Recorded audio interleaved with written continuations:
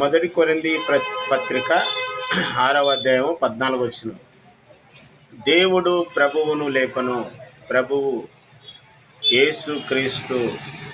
దేవుడు యేసుక్రీస్తును లేపెను. మనలను కూడా తన శక్తి వలన లేపును.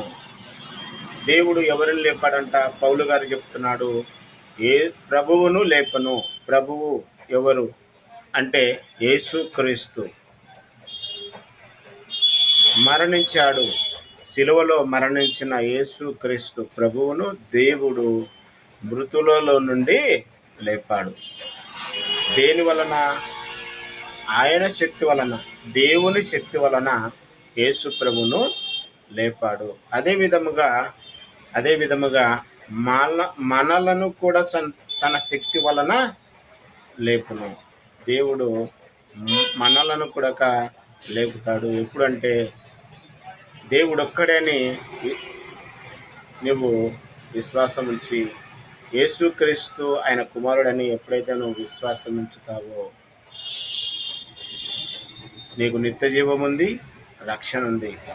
కాబట్టి యేసు ప్రభును దేవుని కుమారుడని, సొంత రక్షకుడని నువ్వు విశ్వాసం ఉంచి బాప్తిసము యేసుక్రీస్తు నామమున తీసుకుంటే నీకు నిత్య జీవము, రక్షణ వస్తుంది. యేసు ప్రభువు తనకు తానే మృతులలో నుండి లేచాడు అని చాలామంది చెప్తున్నారు. కానీ యేసు ప్రభువును దేవుడు ప్రభువును లేపెను అని పౌలు గారే పరిశుద్ధాత్మ సహాయంతో చెప్తూ ఉన్నాడు.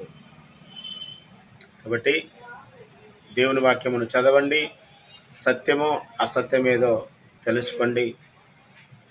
దేవుని మాటల ప్రకారం మీరు జీవించాలని కోరుకుంటున్నాను. ఒక మాటలను మీరు విని గ్రహించి